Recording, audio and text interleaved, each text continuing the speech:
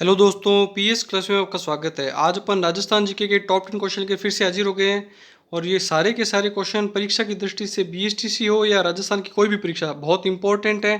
Video में last तक बने रहना और टॉप 10 क्वेश्चन में से आपके कितने क्वेश्चन सही हुए मुझे कमेंट करके जरूर बताना। तो आज की क्लास शुरू करते हैं। रामदेव जी के मेले में होने वाला नृत्य है गुड़ला नृत्य, तेरा ताली नृत्य, कच्छी घोड़ी नृत्य या युद्ध नृत्य। इसका सही आंसर होगा तेरा ताली नृत्य। रामदेव जी के मेले में तेरा ताली नृत्य होता है। और यह रामदेव जी के जो गीत हैं, रामदेव जी के गीतों को क्या बोलते हैं? ब्यावले।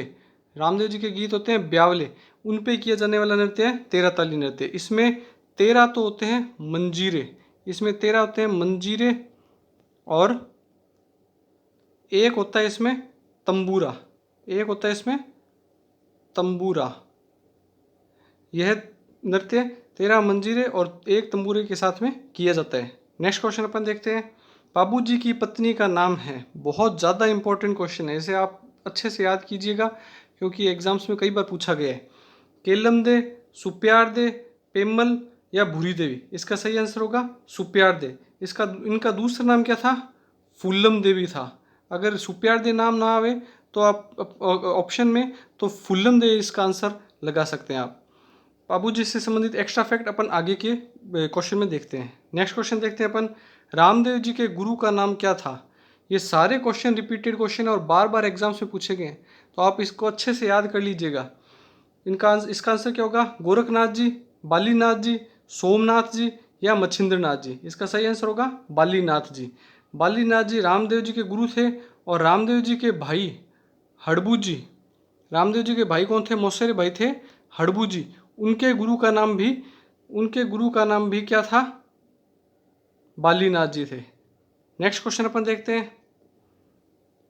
4 फेरों में उठने वाले देवता, वेरी वेरी इंपॉर्टेंट क्वेश्चन है, बार बार एग्जाम से पूछा जाता है और कंफ्यूज होकर बच्चे इसको गलत कर देते हैं। इसका सही आंसर क्या होगा?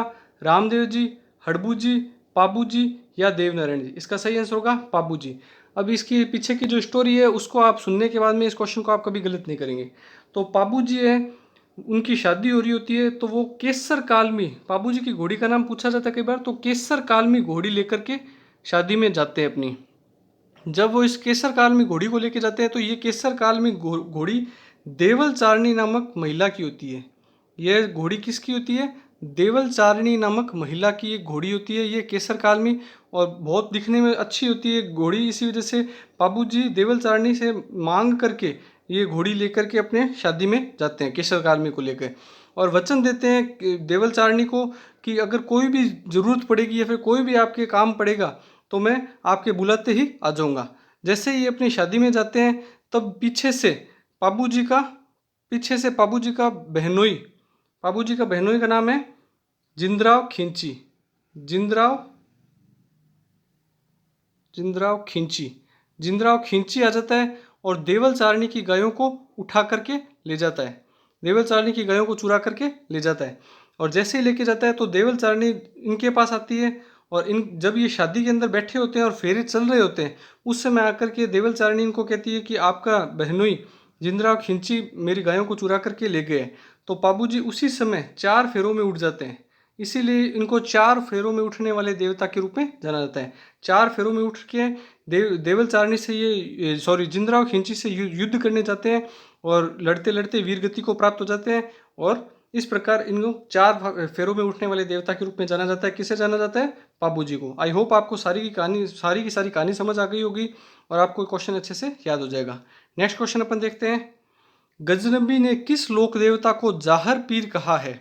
जाहर पीर, देखो पहले तो इस वर्ड को देखो, जाहर पीर।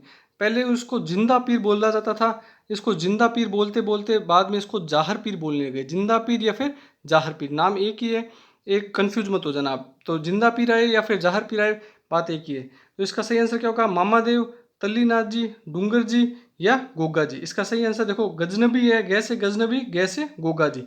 तो गोगा जी को गजनबी ने जाहर पीर कहा था। क्यों कहा था? क्योंकि जब ये युद्ध कर रहे थे गजनबी से तो इनका सर कट के अलग गिर जाता है और ये इनका धड़ है वो कट के अलग जगह गिर जाता है। इस वजह से ये जब इनका सर कट जाता है उसके बाद में भी ये कई समय तक युद्ध करते रहते हैं अपने धड़ की सहायता से। इस वजह से इनको एकदम जिंदा पीर के रूप में गजनबी को लगता है कि ये तो जिंदा पीर साक्षात धरती पे आ गए हैं।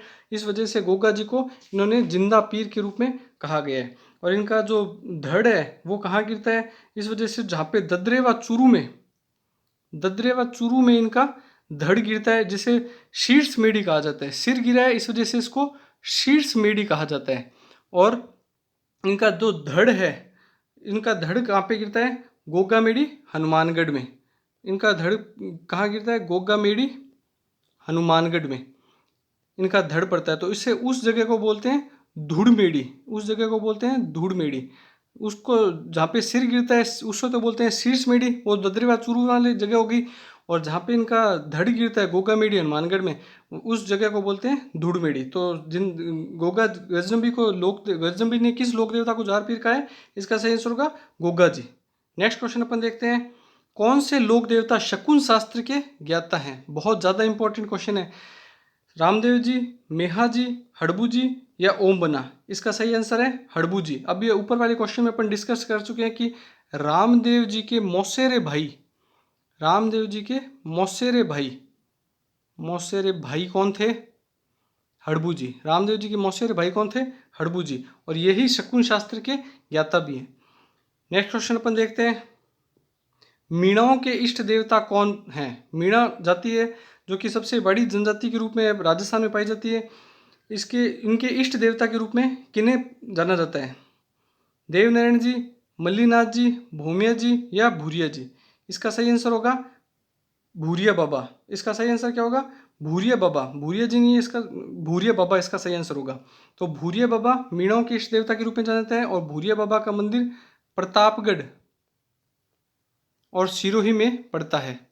प्रतापगढ़ और सिरोही के अंदर पड़ता है, जो कि मीणाओं के इष्ट देवता के रूप में जाने जाते हैं। नेक्स्ट क्वेश्चन अपन देखते हैं, ड्राइवरों के देवता के रूप में किसे जाना जाता है। वेरी इंपॉर्टेंट क्वेश्चन है, बहुत बार एग्जाम से पूछा जाता है, सीधे याद की कर लीजिएगा आप इसे। हरिराम जी, भूमिया जी, ओम बना या केसरिया जी। इसका सही आंसर है ओम बना। ओम बना का मंदिर कहाँ पड़ता है,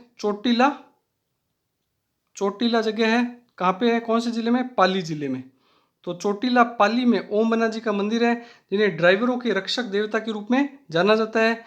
और इनकी खुद की मृत्यु भी एक्सीडेंट के अंदर ही हुई थी। और बाद में जहाँ पे भी इनका मंदिर बन जाता है, कहा जाता है, ऐसी कहावतें प्रचलित है कि वहाँ पे एक्सीडेंट नहीं होते हैं। नेक्स्ट क्वेश्चन देखते हैं अपन, शेखावाटी के रॉबिन हुड के नाम से कौन से लोक देवता जाने जाते हैं। वेरी वेरी इंपॉर्टेंट क्वेश्चन है, बार बार एग्जाम से पूछा गया क्वेश्चन है।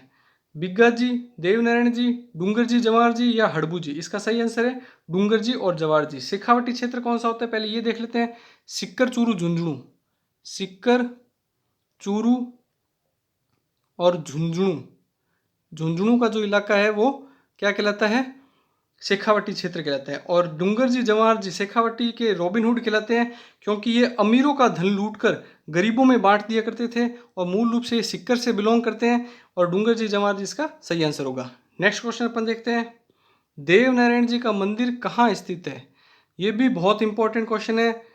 और अभी करंट से रिलेटेड भी देखें तो देवनारायण जी का मंदिर में अभी पीएम मोदी, प्रधानमंत्री खुद आकर के अभी गए हैं। इनकी जब देवनारायण जी का जो जिस दिन गिना जाता है, उस दिन आके प्रधानमंत्री स्वयं मोदी आके गए हैं। तो इसका सही आंसर क्या होगा, चित्तौड़गढ़, राजसमंद, पाली या भीलवाड़ा। इसका सही आंसर है भीलवाड़ा। आसिंद नामक स्थान पर, आसिंद भीलवाड़ा, यहाँ पर देवनारायण जी का मंदिर बना हुआ है। आई होप आपको सारे क्वेश्चन अच्छे लगे होंगे। अच्छे लगे तो लाइक, शेयर और सब्सक्राइब कीजिए। और ज़्यादा से ज़्यादा चैनल को शेयर कीजिए, वीडियो को शेयर कीजिए। और बीएसटीसी का एग्ज़ाम बहुत जल्द आने वाला है, तो अपने दोस्तों के साथ में वीडियो को शेयर कीजिए और ज़्यादा से ज़्यादा चैनल को सब्सक्राइब कीजिए। Thank you.